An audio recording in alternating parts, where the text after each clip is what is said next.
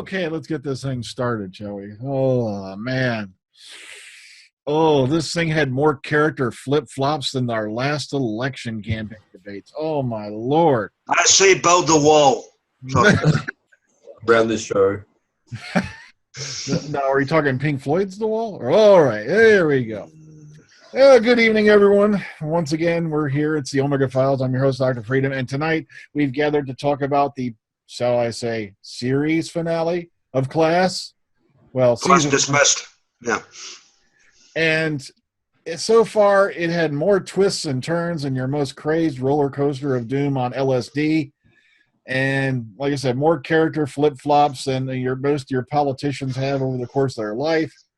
It just went crazy. But, you know, little things here. Well, I don't want to hear your guys' view on it. So let's get started. Let's get the intros out of the way. Okay, let's start on the bottom row this time. Let's start with Texas Tim. Say hello. Hello. Okay, Susan. Howdy from Cali. Howdy from Cali. All right, Beef. Let's get right into reviews. Graham. I'm going to save you 45 boobless minutes. It was the fucking Weeping Angels. Okay, Philip. Unmute your mic, fool. You gotta unmute your mic, Phil. Oh, sorry, I didn't hear me. Oh, hello, good evening, and welcome. There you go. Okay, Matt Rose. Good evening. Welcome to tonight, and Class is definitely dismissed. For how long, we'll see. All right, William. Hey, now, how you doing, everybody? And AJ. Hello, I come from the land down under. Yeah, aren't we just a bunch of class holes tonight? Okay. Oh, where do we start? We start with Ram, who went from Billy Badass to Johnny McWeakling. You know, Mr. Crybaby Bitch. I'm not kidding. Daddy died. Now I'm going to run. Then you got Tanya, who learns how to fight in 5 minutes. And then you got Will, now pregnant. Imagine what the kid's going to be like. Oh, man. This is like a bad soap opera. Oh, I'll air Graham's share. Okay. It's like a bad soap opera gone wrong. This makes Buffy the Vampire Slayer look like an undisputable, incredible classic masterpiece that will never be topped, because this was just total garbage. I'm not kidding. All right. Let's go on. All right. Let's start with a really wackety order. You know what? I can't wait to hear what he said, because he actually filled out the survey. Let's start with Beefhead tonight. Yes. Hello, everyone. This is sort of class deja vu, really. That's the only way I can describe this ending, because if you get the feeling that you've seen this before, like every episode, you've seen this before. In fact, if you've seen this episode and you saw the first episode, you're pretty much watching the first episode over again. Because guess what? The Shadow Kin are back again. Guess what? They want to kidnap, and they want to invade, and they want to kill everyone. And that's pretty much it. It's you know, you get the really bad ending, which is a really lame Freaky Friday joke. Oh no, wakes up. Oh no, I'm in a different body. Oh God, we've already had this. It's all just been done before, and it was just, yeah, it made no sense. You know, if you want to do something and tie it up really quickly, you've seen this in American Horror Story. Let's go round and kill everyone at the end of it. Okay, so what we do is we kill Ram's dad, which was one of the only believable characters, which is, you know, stupid in itself. Then, you know, you got to feel bad for Tanya, to be honest with you. You know, she's telling you she's 14 years old. It's all she tells you in the whole series. You know, everyone forgets that she's some sort of super hacker, and that hacking really didn't amount to much, did it? Because that never got brought back up again. But now, you know, she's got no dad, and now she's got no mum, and she's got, you know, I don't know, some weird twin brothers who have really dubious taste in clothes, that they dress like Colton out of the Fresh Prince of Bel-Air. So, yeah, rather than try and defend the sister, they just leg it. So, you know, you've got that. You know, there's no comprehension about what's going to happen to these kids after. No, you know, about no regard of how it's going to decimate them. It's just really sloppy, trying to, you know, sew everything up. And then Ram, every local town, has a folk club somewhere where there's an open mic night. So, make sure you've got your guitars and your accordions at the ready. Because, when Ram knows exactly where to find April, and, rather than just try and console him about the tragic loss of his father, the most supportive person in his life, the only person he could be honest with, she wants to give him an ethical discussion about why we shouldn't kill everyone. And everyone in this episode is saying, you have to kill them, and it's just so unbelievable. Where someone dies, that there's this topic of how much they love each other. And guess what? You'll never guess what Charlie does all this episode. He cries. And guess what? Something else happens. And then he cries again. And then you get to the end of the episode. What's happening? He's crying. You just, crying Charlie should be the poster for this series, because that's all it tends to be. Yeah. I can't think of anything else he really does. He looks sad, pretends to be stupid, and cries. Now, I don't know what the deal is. They try to give you some sort of exposition with the governors, and the idea of that they have some strange time cabinet with some strange janitor storeroom, and you have the room is M017. You have the key with the Roman numerals M0VII, which for those of you who didn't have a classical education is 1017, which is strange because next year's 2017, so really you should have had MM. You really should have had that. You should have at least got it right. And like Graham said, you get to the end of it and you've got a weeping angel, which doesn't make sense because they would displace the person and feed off the chronal energy, which we all know. But obviously just decides to kill Dorothea Ames.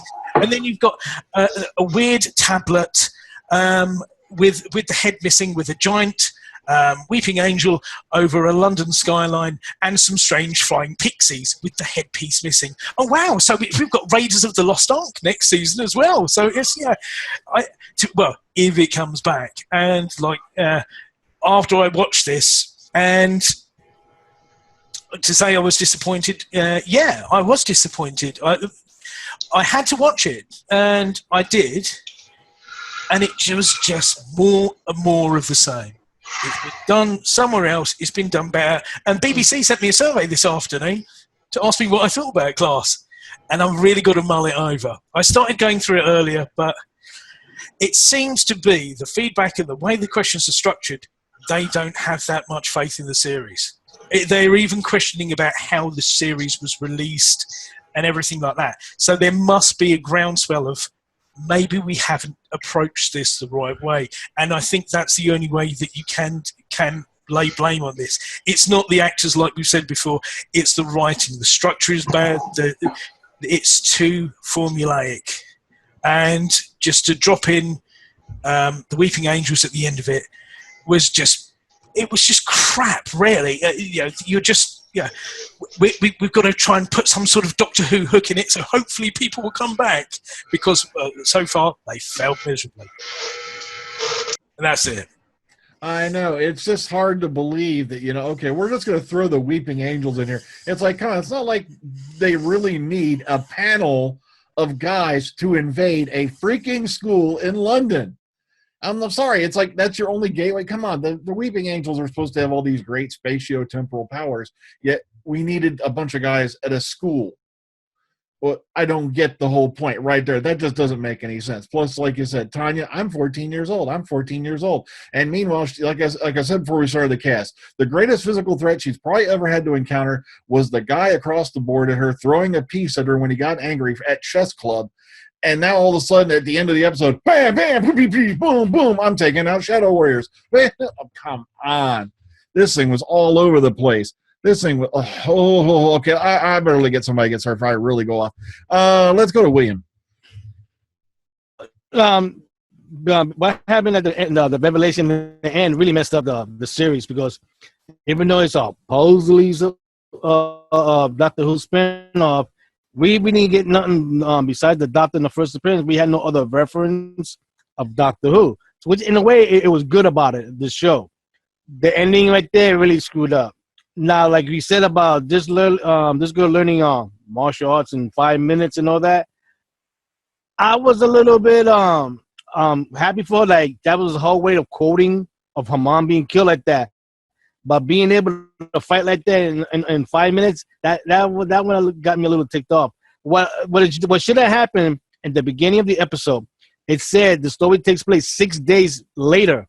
In reality, it should have been a couple of weeks. So during those weeks, maybe she could have been going and meeting Quill and learning to fight and helping Quill deal with her unexpected pregnancy. That I mean, it was unusual to see that, but she explained that since she went through the doors, time went fast for her. That's how come her pregnancy developed so fast.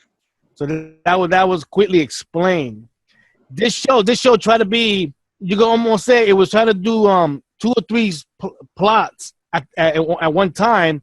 Since this was only 8 episodes, it was almost trying to make it 24 episodes, the full seasons that American television program had. And what happened to it, it bit itself in the rear big time because a lot of characters did not get developed. A lot of characters got really boring. And the only one from the whole series almost all of us really cared about was Quill. And she's the adult, and which is unusual because she's not a human. And that's pretty sad that the creator and writer of the series, most popular character, is the teacher, is supposedly the teacher. That's really upsetting there. As for this guy losing his dad, that was a sad thing because, he was like Graham said and believed that he was the one character that stood out in the series, and he gets killed off.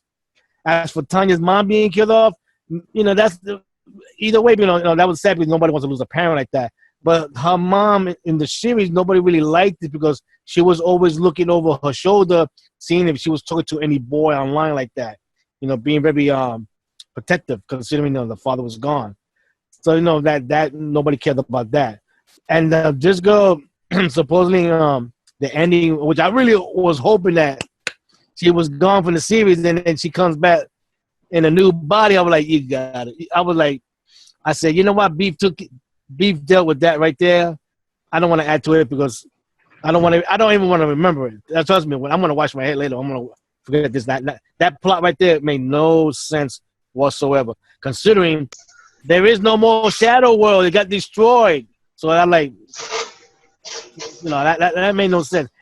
Whether Weather is going to return in the second series, we have to wait to find out. And when it airs in BBC America in the springtime, if it gets any ratings out of there, that means if it does come back, my bet is that BBC America is going to be the one ponying up the money for the whole thing.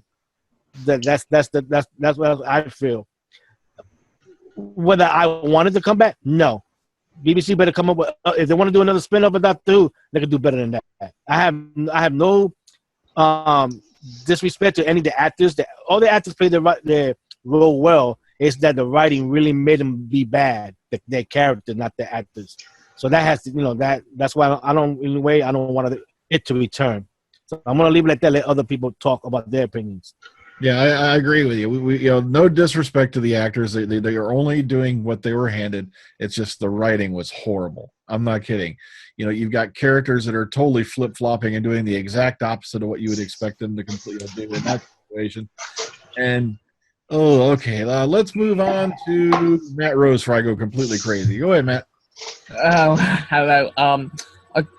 Well, it's been a journey of a series, I have to say, and here we are at the finale, and everyone seems to be brutally honest about it tonight. So I'd have to say Patrick Ness, he's not a bad writer. It's just somebody should have told him at the BBC how to structure the series. Watching it all back before I watched the finale today, it's just like it could have been structured so much better. All the episodes that have been covered, and this one, I was just shocked that by the Weeping Angels. I wasn't expecting them. But other than that, that was the only interesting thing besides the pregnant Quill thing. Seeing her with a baby bump was hilarious, trying to see her. And then Tanya's crying and she doesn't know what to do. Reminded me of Capaldi when he became not a hugger back in Series 8. He's like, oh, I'm not a hugger. And Quill looks so disgusted. I love that. But if this does get a series 2, I just really hope that they resolve what happened in this. It just was kooky, even by my standards for class. I wanted April to stay dead, not come back into that body. And I wanted Charlie to die. I'm sorry. I was expecting a heroic sacrifice out of him. And what does he do? Quill just bosses him out of the way and he's still alive. Oh, that's the only thing that really disappointed me, was he was alive. Oh, and Dorothea. I wanted her to live. She didn't deserve that. I wanted some other creature of the Netherworld to take her, not some stone statues that appeared in Hellbent for last time until this. But it's none of the actors' fault. It's just Patrick Ness should either stick to books or films and come back again, try again some other time, some other place. Maybe somebody should have told him, this is what we want for the series. You have the freedom to do this, but could you just follow a structure, not make it repetitive, or else we lose our main audience? As Beef got that survey, I got it as well. Next time, if they do this, don't make it an iPlayer exclusive, or don't make it word of mouth. Just put it on TV, do a bit more promotion, because not many people seem to know or even want to watch Class till it's aired. And the DVD's out soon, so people are going to pick it up from that and think, what is Class, if they've never bothered to watch it online? So, also, I love the Cabinet of Souls is empty, but it's just... Charlie's now got that guilt, and him crying was just... I just laughed at that. I just wanted him to cry some more, because the species are gone. Everything's gone for him, and I just wanted him gone. It's just not. It's just been a 50-50 series.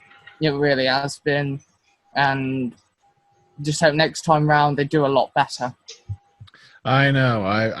I just like I'm just flabbergasted. It's like, we started out so hyped for this show, and then it just went snowball, rolled downhill like a snowball heading for hell, to quote one of the great filmmakers. Okay, let's go to Graham. Oh dear, oh dear, oh dear. What can you say about this? Repetitive? Simpatio? I really don't know what to say of this. I'll give them props for the effect for the cabinet, the whole glowing effect and the shooting beams. I'll give them props for that. But it's the same old tired tropes. Tanya, is 14. Matthias loves Charlie. Fucking Ram loves April. Shadow King. Hearts. Quill's pregnant, which is a different twist. I'll give them that, but they didn't really do anything with it. And all of a sudden, we've got Quill assuming the role of Mr. Miyagi from the Bloody Karate Kid, teaching Tanya how to fight within 5 minutes. She's near after Maggio, I'll give her that. Where else have we got? And then we had the Weeping Angels. Cop out galore. Let's tie it to the main show. Nobody gives a flying fuck. I'm sorry, and excuse my language. This is done, and I'm done. Bye-bye.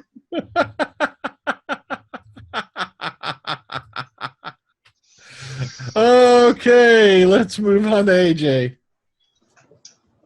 Yeah, this episode had a lot of potential. I think that the 45-minute thing, they could have stretched that to an hour or maybe more, and they could have fit a little bit more into it. But it was so densely packed; it just seemed like it was rushed in a heartbeat.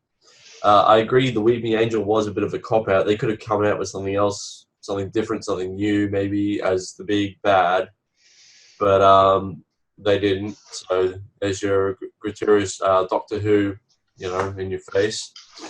I like Quill running around in high heels, kicking the crap out of Shadow King. That was pretty cool. I'm amazed she didn't break a neck. Honestly, the actress. The whole thing with April being now a Shadow King. I could see how that would have worked. I might explain it later on, my theory. And the whole thing with Tanya and all that, that's just ridiculous. She's not a slayer in waiting. She's just a 14-year-old girl. She said this the entire series. So, yeah, I want to be Buffy, basically, this series. Nothing more, nothing less. Yeah, all it was missing was The Glory of Love by Peter Cetera. Actually, I was every time Charlie comes on the screen, I halfway expect to hear Roy Orbison start singing "Crying." Why? Yeah. Okay, Philip. I'm gonna echo everybody's sentiments throughout this discussion, and to say that I still can't understand why all these people are dead, and yet you see no police coming around to investigate these things, and it's like it just seems so surreal, the whole thing. It's like it's a different world, and no one in reality exists. Let me see now. Where can I start from this now? Dorothy Ames. In a sense, I'm quite pleased that she's gone out because she didn't do much, really. To be honest, she wasn't much of a, linchpin for the who those people are. She did lose. She did seem to be a loose will. And Mateus, for the whole season, what have he done for the whole season apart from going, Charlie, I want to kiss you, Charlie? He's blowing Charlie. Other than that, nothing. That's why it's called the pole. I know he was just another third wheel that did nothing. And as everybody else says about poor Tanya, they had to give her something to do in the whole season. They had to, because she was just like either not there, man. So they had to give her something. So I can understand why they did that. Don't forget she's a hacker as well, Philip. Yeah, I know, but like I said, they're giving her nothing to do with the whole season apart from trying to be the wise, wonderful owl, which she wasn't. And Quill and the pregnancy. Yes, I can't see many mothers who are pregnant going around doing jiu-jitsu all over the bloody joint without having their waters broken, but never mind. We'll come to that one day.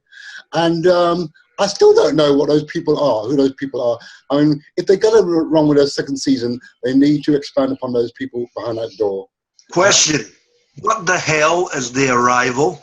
Yeah, I don't know what that is either. I thought they explained that. And the other thing is, I thought the Weeping Angels were known as lonely assassins. They don't work for no one. They do their own thing. So how is it they're in some sort of trance to these people? I don't get Point that. to Philip. We're never going to find out because there's not going to be a season 2, Phil. Yeah, that's the part I can't figure out. Why do the Weeping Angels need a third party to invade a school? That happened in Fallen Angels before. Yeah, but good points, Philip. Mm-hmm. Okay. Overall, I don't know. I kind of like it. I kind of didn't. I'm 50-50 about it for the finale. 50-50. Yeah, there you go. Okay, Susan, go on ahead. Well, point to Philip. That was excellent. Here's my point. The governors, what was that? A Klingon turn your back on the person kind of thing? That was weird. It was all seemed to be like a reason not to connect it to Ian and Barbara and Susan and stuff, which really, really bugs me. Or even Ace and it's a singularly distracted show. I struggle with the fact that now every single one of them is either a weapon or is used a weapon of mass destruction. I mean, Doctor Who is about a Time Lord who travels around in a TARDIS with a screwdriver. It's not about, I really love the weapons in other things, but now everybody's been turned into a weapon, and it doesn't seem to be in the same universe as our Doctor Who, where, it's far be it from the Doctor to turn people into weapons. If they happen to already have knowledge of weaponry like Ace, they're utilized in that, but not. He doesn't turn every single person he ever meets into a weapon. And that's what they did. That's what all of these Coal Hill people are suddenly. They're all weapons. And it's a pretty sad statement. I mean, it's like a school shooting in the United States. it doesn't feel like it's the same universe. It really doesn't. It does feel like a school shooting, and I'm pretty hurt by the whole ending. I think that Philip was right. The lonely assassins.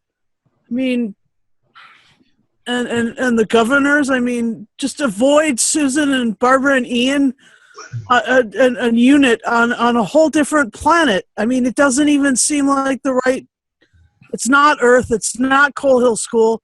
It's not Doctor Who. It's just not. And I was pretty miffed at the whole thing. Okay, did I get the Texas Tim yet? No. Okay, I didn't think so. All right, go ahead, Tim. Yeah, this pretty much everything's already been said. I mean, it's not very good. I mean, this series started out kind of promising with the first couple of episodes, but quickly deteriorated. It has to be said it's the writing that's the problem. The characterizations of these characters has flipped and flopped everyone. Guess what? I get to go to the window. Excellent. We'll be back. We'll get back to you. And just to quickly pick up on Susan's point about everybody being a weapon, to be fair, you know, Matthias has only used his weapon on Charlie. There you go. All right, welcome back, V. Okay, yeah, all right. I'll open up the floor real quick. Here's the thing, though. Why did they have to go with the Weeping Angels? I don't know.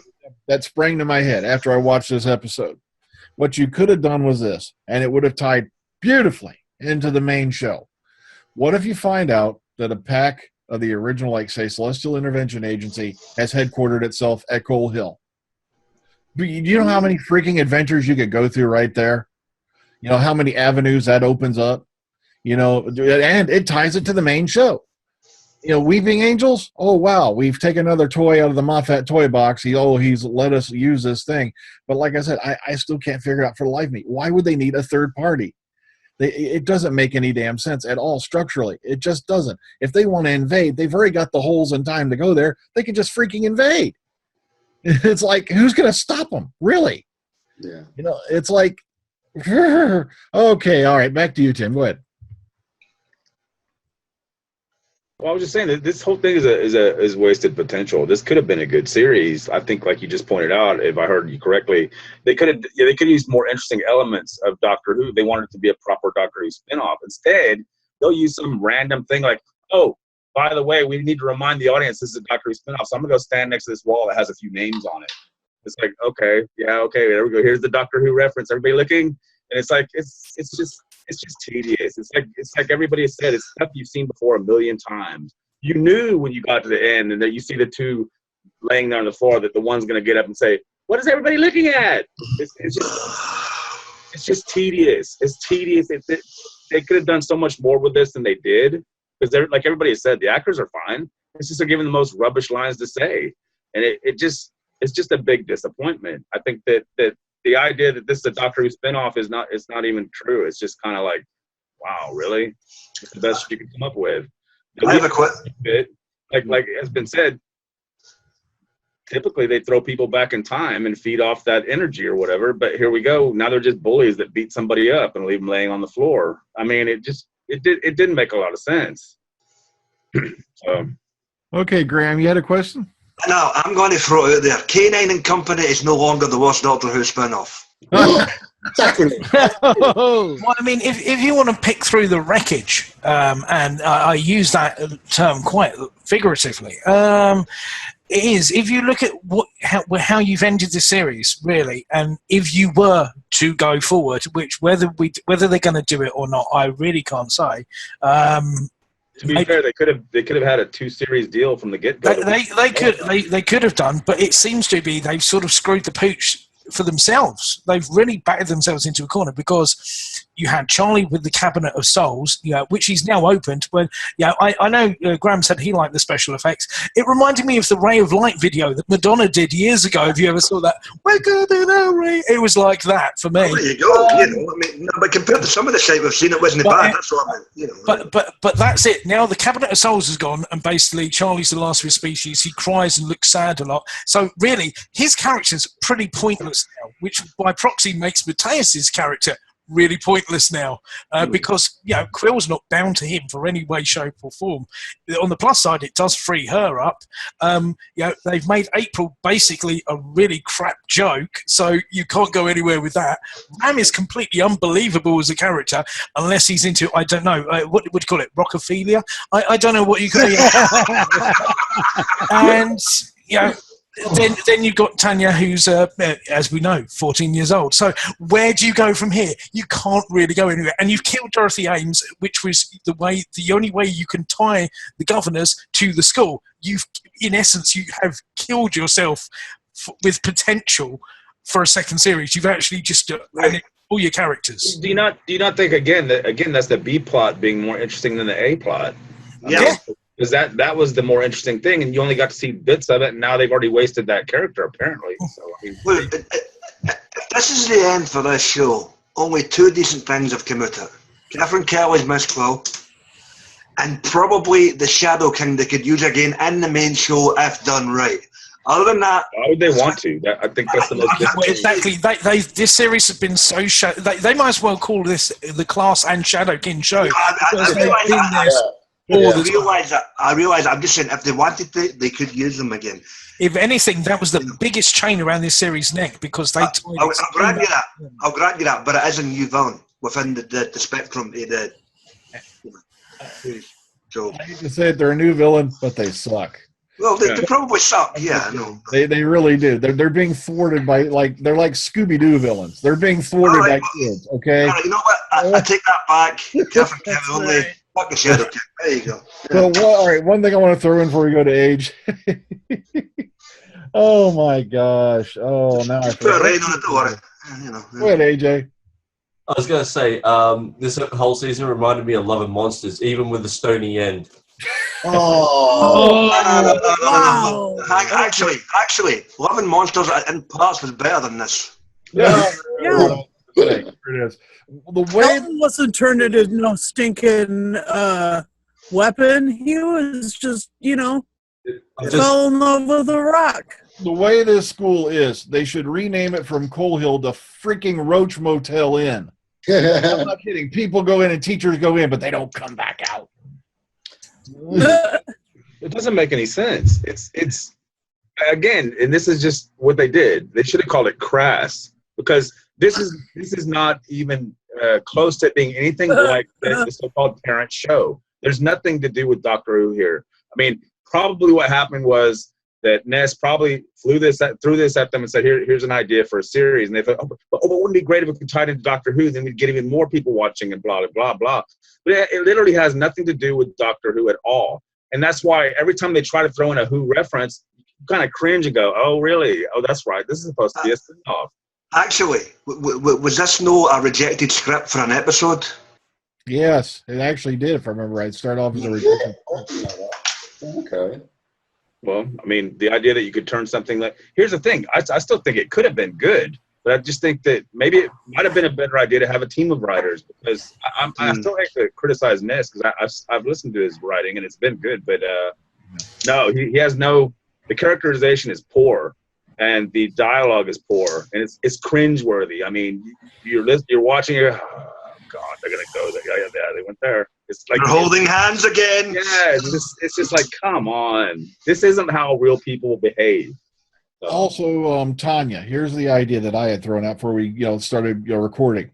Right there, the whole thing where she's fighting at the end. You could have used that like after the first time the Shadowkin showed up. She freaks out. She starts taking some self-defense courses. This, right, where did I get this idea from? Oh, everybody, I hope you're all sitting down. Charmed. Remember when Phoebe found out her powers were passive, she started doing martial arts, self-defense, and all that to explain suddenly whopping people around. You could have done that with Tanya. Boom. Now she's got something to develop on and use. I'm 14. Okay, I'm here. No, that's what I said. I said when the beginning of the episode, it said 6 days passed. If it would have went more time, then you could have seen Tanya with Miss Quill all that time learning, because if you notice that the only one that Tanya should any respect to is Miss Quill. There was something that's supposed to just be related to the Quill immediate sure. pregnancy. Hibernating for No, the only thing that would have made it believable as it was in that final scene is if she had been doing some self-defense courses for quite a while. Not, oh, look, in like 6 days, I'm going to be taking on these shadow warriors that have wiped out entire freaking planets. And can I just say, her two brothers are a bunch of bloody well assholes just running away and no protecting their sister, by the way. Thank you. I would have done the same, to be honest. I would have, if I could just see You're like pansy. Here's one thing that also drove me nuts about the Shadow Kin. It's like their frickin' kingdom, right? They're playing, it's like the crown's like a frickin' hot potato. Oh, look, now it's this guy. Oh, look, now it's her. Oh, look, now it's like, sheesh, they're throwing it around like crazy. Like it's, it's like 5-year-old doofus from the backwater podunk could be the frickin' king of the Shadow people. Question. If the Shadow King leader threw that shit into Charlie that made him the king before he opened the cabinet, what was the point in using the cabinet if he was the king anyway? Oh, well, good they point. apparently because they tried the king thing before with what's her name, and all of a sudden, boom, here he is back again. It's like, I know, but it's as if they've revealed something after the fact, and it's like, well, you didn't need to use the fucking thing anyway. What the hell? Here's a good line for this episode. Instead of Game of Thrones, it's Game of Shadows. Ooh. I mean, it may be easy for people who may be out there watching this who, by some strange way, did enjoy Class and say, "But yo, fam, you ain't you ain't thick. You did not find this series like well lit, innit? We're not fuddy duddies, to be honest. It's a case of." I want to give you this because this was the one question on the survey that did actually make me think maybe the BBC have sort of listened to a little bit of feedback that they've got, and it was thinking about the storylines in particular. To what extent do you agree that the storylines of Class Series 1 had the following attributes? Please give us a mark out of 10, where 10 is you strongly agree. Complex in a good way, inconsistent, requires prior knowledge, overly complicated, frustrating, intriguing, gripping, boring, predictable, formulaic, thought-provoking, disappointing. Now, I think a lot of that leans towards the negative and a lot of the criticisms that have been laid against the show. Yeah, they forgot that. They forgot to put in all of the above. Yeah. All of the above, yeah. Yeah, and the thing is, I mean, not being funny, do you know what I mean? If you think about episode 1, the Shadow King invade, Ram's girlfriend gets stabbed through the chest. This episode, the Shadow King invade, Ram's dad gets stabbed through the chest. Ram's getting it tough, isn't he? This time, Ram gets spared a blood splattering moment, so that's all right. Yeah, I know, but you've got to feel sorry for April's brothers, who legs it after the school, goes back and then finds a big blood splatter in the end. Tanya's brothers go back to the house and find a big blood splatter where their mum's been sort of shish kebabbed at the bedroom door. You're talking to a bungle. Yeah, well. Yeah, at the end of the day, they must think their sister's like a crazed serial killer and will probably have reported her to the police, and she'll be arrested and locked up in the funny farm. But she'll say, I'm only 14, but she'll be tried as an adult. There you go, yeah. That'll be the title of one of the next episodes. Tanya has been sectioned. Oh, dear. So, I mean, it just seems that it is, even the BBC are sort of, they've got the inkling that, maybe this has misfired. Maybe they've gone about this. Maybe they've approached it the wrong way. Certainly the model. To be fair, it's their fault, though. They did nothing to promote this show at all. They threw it on the channel that was online. And if you're going to premiere a show, you want to at least back it up with a repeat on 1 or 2, I would think. And if you're throwing out fan approval requests within 4 hours of the finale being put online, then you've got to have some serious qualms. Do they not do that with other programs? You remember how poorly they treated Atlantis when it lost viewers? They just took it off the air, and they were like, and you're like, okay, that's a big lack of confidence. The truth is, you don't have that many good shows on anyway. To be fair, they don't anymore. If you're gonna drop a show when it's not even finished yet, and say, oh, we'll get to that when there's nothing better to do, that shows a lack of confidence in your programming. It did. It just seemed to be. This seemed to be an experiment that didn't quite pan out. Not only in the way the show was done, because I think they were aiming at a market that I think we said this when the show was first announced, that it didn't need to be catered for, really. And this is the only reason they've got Ness in, because they wanted to go for that young adult market. But the thing is, if they did another Sarah Jane Adventures, I understand that they would have had the same thing. Well, you're just doing another Sarah Jane Adventures. But to be honest with you, you want to keep that age bracket feeding into the main show. This is maybe the wrong target demographic to aim for. Right. Because I don't get where they're going to go from this, to be honest with you, especially when there's so many other shows like this about. But Beef, Sarah Jane Adventures was in the same universe. The children were not weaponized. I agree with you in that sense. There was a conscious decision to empower people and not to disempower them and kill them off. So, yeah, for there always to be another option, and this ultimately led to the only option would be the extermination of an entire race, genocide. So yeah, no, I do agree with you, but also I think to a certain degree, yes, they've tried to do something different from this. They've tried, in essence, to make a show separate from Doctor Who. I suppose calling it a spin-off is the worst thing, but it's trying to do an experiment piggybacking on the popularity, and it has just failed. Yeah, I find it ironic that the title of this episode is The Lost, because I'm lost, the show's lost, and the BBC are fucking lost. Oh. I mean, the question is, maybe they were setting something up for a second series. We don't know if they have a second series deal or something. They probably don't.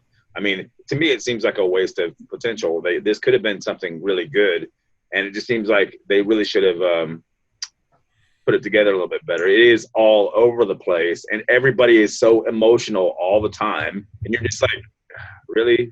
This is not how it works in the real world. I mean, sometimes everybody has to take a break and go to the restroom. Mm-hmm. And science fiction needs science. Oh yeah, there's been no science in this. It's been animal, mineral, vegetable. There's no technological. No, let's not go there again. Let's not go there. Yeah, a lot of metaphysical mumbo jumbo. Yeah, there's no students. Like Philip pointed out a couple of weeks, there's no students in this school. I mean, they're barely in the school, but when they are, there's no other students but them. Bring back Green Chill. No, but I said that. Yeah, the only time they showed the students was when the shadows were attacking them. But notice that. Yeah. But notice that none of them got killed off. I said, wait a minute. All this time I wanted to see students, they were just being used as a prop to get killed, and none of them got killed. Exactly. That's another thing that was nice when they started out. You had students who were actually dying and all that, and they were called to come in, to save the day and save the rest of the school. And then they all just disappeared, off into the background where they just don't matter anymore. Yeah. That's funny, Sue. The funny thing is, we all love Quill now, who was the one who was quite willingly to sacrifice kids and kill them at the start of the series. But yeah, go figure. To be honest with you, but she was the most interesting character and wasn't repetitive as hell. If one good thing comes out of this whole debacle, I want to see an episode with Michelle Gomez and Catherine Kelly. Make it happen. I'd love to see her go head to head against Missy. Yeah. I did think at one point that Miss Dorothy Ames was part of a Time Lord cabal. That's what I thought they were at first. Cabal? That's what I was hoping for. Well, that's the people behind that door. And how is it that no one realizes that door is a gateway into an extra dimensional room that obviously doesn't connect to the school at all because it's too big.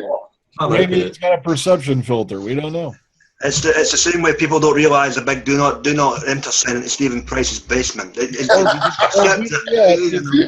wanted to tie it into the main show, and you wanted to do it in this sneaky way.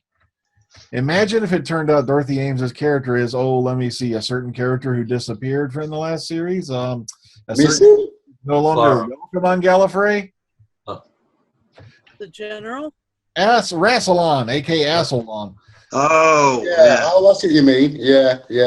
Simple. Remember, he had the power of perpetual regeneration. Let's just say, okay, I've taken off. I'm no longer welcome at home, but he somehow found a way back through the temporal gateways to here, and this is where he's freaking hiding out. Boom. Tie into the main show, major villain. Okay, now I'm interested. Shadowkin, I couldn't give a shit. I'm sorry. I have seen more better developed villains in the logs my 1-year-old cat Oreo in the litter box. Again, I withdraw the Shadow King thing, but yeah, you know, I just I'm not kidding. They were just, I halfway expected at the end of the series for April to spring up next to the dead Shadow King guy, reach over and pull the rubber mask off his head, and it's Old Man Withers from the haunted amusement park. Yoinks! I'm not kidding. Okay, AJ. I was going to say, did anyone else notice the Sarah Jane actor in this episode? Yeah, the black guy. Yeah. Quite. Yeah, The shopkeeper, they called him in Sarah Jane thing. Yeah, he was in the last series, I think, the last episode, something like that. He was like some sort of celestial being. Yeah, with a parrot. Yeah. Oh, he was the guy who talked to Dorothy before the angel. Yeah. Yeah, okay. So maybe they got like a tie into that. Maybe some sort of collective of celestial beings.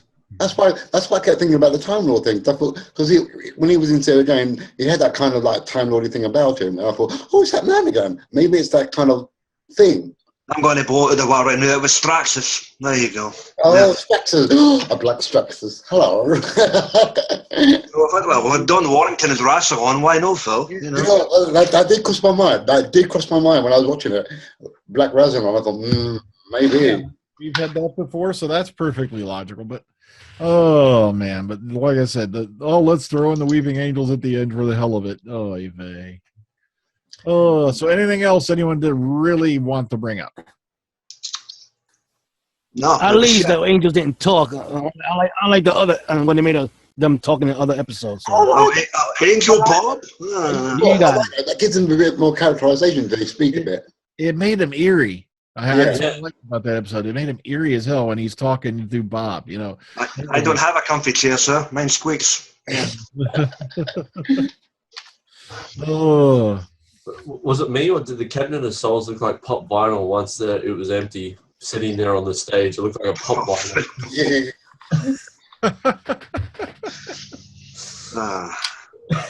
Look at the bright side, Charlie. At least you'll have something to put your jar of tears in. Yeah, I'm sorry. Ram was an asshole. Charlie was a wimp. Just kill them all, man. Matt did point out to me that that room where those people were was using Doctor Who in the previous episode. But you know when where you get a black and white flashback of him going up those stairs and getting shot by those weird. All the way back in the second episode of Series 9. Yes, you're gonna use the same sets again and again all over. Well, yeah, which is familiar. Yeah. Remember the school auditorium was also using the Doctor Who when the Blitzer. Yeah. The Score Vox Blitzer. MEV. It sounds like a drink, like the Pangalactic Gargle Blaster. But 2D2 2.0. The Score Vox Blitzer. So most of you here basically think there won't be a second season. I reckon they will probably chuck one in. No, the only way, like I said before, if they bring it, if it comes back, everything's going to be paid by BBC America. It's going to come out of their pocket. Okay. Oh, but it's Saved by the Bell, Doctor Who style. We never know. They had the series Ripper Street, which was a big hit amongst fans, even though the BBC didn't want to pay for it anymore. So they canned it, and they got picked up where now it's a joint deal with them and Amazon Prime, I believe. So, they could wind up going that way, if they don't decide not to fund it. Maybe one of the streaming services will steps in, hey, we'll help foot the bill. The problem is, I don't think this had that kind of attention that Ripper Street did it? I mean, it's very disappointing to anybody that considers it a Doctor Who spinoff. So I would think the only reason you're going to get a second series if it's already a locked-in deal that's already been made. And BBC America did put some money into that Power of the Daleks thing that just came out. So, I mean, who knows? You never know. Okay, Matt, you got your finger up. What's up? Right, throughout this entire series, after the Doctor showed up, nearly every episode was a unit name drop episode. I wondered where Kate Stewart and her team was during this whole debacle with everything. They at least could have called someone in when all that's another missed opportunity, isn't it? They could have had a crossover with Unit. I mean, it might have been interesting. Like, that Unit could have walked in and bossed everybody around and said, hey, what the hell are you kids doing here? Stop it. But, I mean, they didn't bother. I mean, it's all wasted potential. or at least have like an undercover operative on site or something like that. Like so, there's some weird shit going down here. Come on.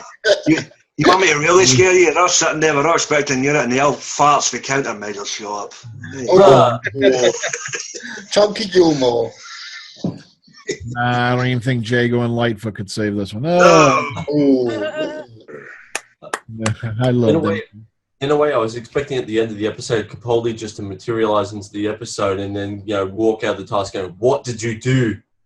Right, just say, "You know what? Never mind." Yeah. Class dismissed. Matter of fact, I may have done this podcast with schools out forever. Because unless something really, really, really, and I really stress the word really radical happens, when this thing airs over here in America, I don't see a Series 2 happening. I really don't. A lot of people didn't even know it was available. A lot of people who have watched it, they're like, and sure, it was like that. Patrick Ness was all excited today, like, "Wow, we're trending on #1 on Twitter." I go, "Yeah, too bad nobody's fucking watching it online."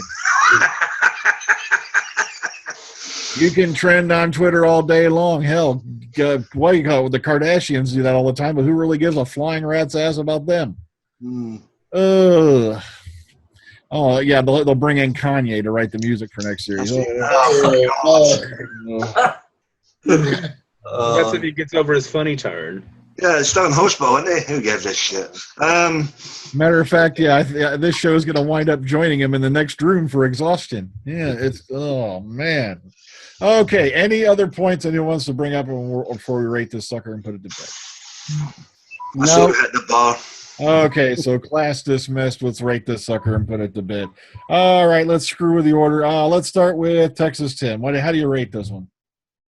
It's very difficult because I honestly can't think I would ever recommend this series to anybody. It's just not that good. It's a waste of potential. I think it could have been something cool, but it just ended up being a bit overwrought. So I'd rate it as a 5, I guess. It was passable as a series finale, but I mean, it was a series finale of a show I wasn't really enjoying that much. So there you go. Okay, William. I'm going to have to agree with Texas. I'm going to give it a 5 out of 10. And the whole season, I'm giving it a 5 out of 10 also. Oh, shocking. You guys want to do that too, feel free if you want to rate it as a series. If you want to throw it in, go ahead. Suck it up, Ticket Bell. Okay, Philip, go ahead. I don't know. I don't know what to rate it. I'll give it a 6. And the whole thing, I'll give it a 7 for the whole caboodle. Okay, Susan. Well, because they didn't bring Susan back, they didn't bring Ian and Barbara or Unit into it. I guess I'm going to have to say that the series gets a 6 out of 10, and I think that this finale, I really wish I could do more, but I think I'm going to have to give it a 5.5 out of 10. All right, Matt Rose. Having done a marathon today of it before watching the finale, and I've agreed with a lot of the points that have gone on for tonight, just for Capaldi's appearance alone, this is the merciful and lowest rating I could possibly give. I'm going to give this series as a whole a 2 out of 10. And just for the appearance of the blinking angels as well, it would have gotten a 1, but Capaldi saved it with 2. All right. Beefhead. Looks like Matt brought his big boy pants to the party. Yeah, this finale, it left me feeling apathetic, to be honest with you. It was. By the end of it, I just didn't care. And if I had to rate the finale, I would rate it a 4. This series was bloated, formulaic, repetitive. It tried to be so many different shows, and like I must completely agree with Tim. It was an utter and complete waste of potential. Your characters, by the end of it, you basically nixed all your characters and ruined it. By the end of it, you turned it into a completely different other show. If anyone remembers a show called Primeval, where there would be strange, anomalous holes in the galaxy appearing at the end, and if you remember the first series where they were looking for some strange sort of artifact, that's what they've turned it into now, because you're looking for the face of the angel on a strange stone tableau. So you've changed it into another bloody show by the end of it. What a load of toot. So yeah, I've really got to give the whole series 3.5. Like Matt said, the best thing about this, the most memorable part of it, was Capaldi showing up in the first episode. He had the best bloody lines, and sadly, we got them in the trailer before we had to watch the bloody thing. It is. Save yourself the hassle, guys. Oh, yeah, it's the Weeping Angels for no reason apart from, guess what? It's something to do with Doctor Who. But maybe let's just not talk about it again. Oh, and Quill. Yeah, Quill was probably the only good thing. Well, like I said, all right, let's move on to Graham. Go ahead. Well, I can only concur. If you want to watch this, folks, just watch episode 1. That tucks in nicely into Capaldi's timeline when his tenure as the Doctor comes to an end. It's a wee bonus episode for him. The rest of it, you can probably skip. This finale, I'll be generous and give it a 5. And the series as a whole, sorry kids, repetitive bullshit comes at a price, dearies. 4 out of 10. AJ? I would give this episode a 5 out of 10 as well, and I agree. Season overall 4 out of 10, and the reason why Season hasn't shown up is she's still in the future, after the events of Dalek invasion of Earth. So there's no way she's ever coming back. What's the fact? They couldn't afford Caravan for salary on that. Susan's in the mid 22nd century, so now Ian is still around. Yes. But even though he's 92 years old, William Russell, I would love to have at least made one appearance. Even if it was like, okay, hey there, I am here. I would have loved that acknowledgement at least. I am the janitor, you all. Okay, wait. With rips in space and time, you can bring anybody back you dang well want. Very possible, because she is Gallifrey, and she would be able to sense that kind of stuff. Yeah. Win bench and spoons. It is possible. But then with the Ian Chesterton thing, you had to explain how he looked still the same age as he did back in the 60s. No, you don't, because that was a rumor, remember? Yeah. That was a rumor. It was a rumor, and it turns out it wasn't true. Okay. RT going, ooh, look, everybody stays young and never dies in my universe. That's basically what RT was doing, that throwaway line. Yeah. Okay, here we go. Get ready for this.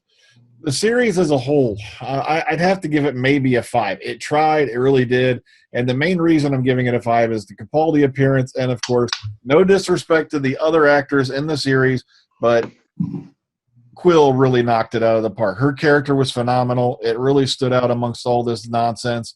Especially, oh, look, it's a kitten. I'm sorry. Right there had me in. Kitten. Yeah. You notice as well the picture on her bedside table was a kitten as well. Yeah. She's into the pussy. Yes. So, but this episode, I cannot rate it higher than a 4. There were too many flip-flops, too many characters doing the exact fucking opposite of what they were developed to do. Characters just going completely insane, weird. Like I said, you had Ram, who was Mr. Captain's Courageous. Dad gets killed. Now I'm going to run away like a screaming pussy. And then you've got, Tanya, who's gone from, oh, look, I'm the little mouse no one gives a shit about since the one episode when Daddy crawled back out of the grave on the end of a tentacle, to all of a sudden, oh, look, I'm going to fight off Shadow Warriors. Oh, I'm 14, by the way. Everybody was kung fu fighting. Ha! Quill, I love it. You have to admire the fact that a woman who's how pregnant is out there fighting in stiletto heels. Mm.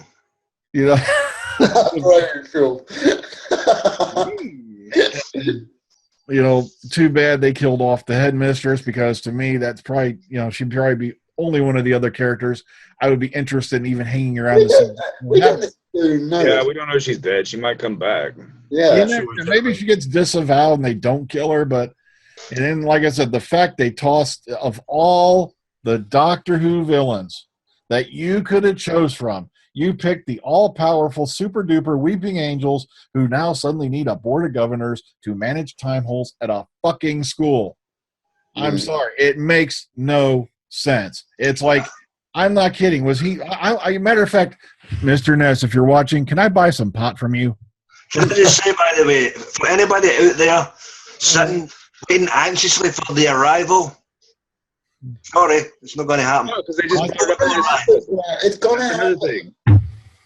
Like I said, I'm amateur hour. I know that I'm amateur hour. I'm nowhere near the par, Patrick Ness is, from what I've heard. He's a very acclaimed author, but sometimes when authors get picked to do things for television, it looks good on paper, but when it comes off the film, it's total shit.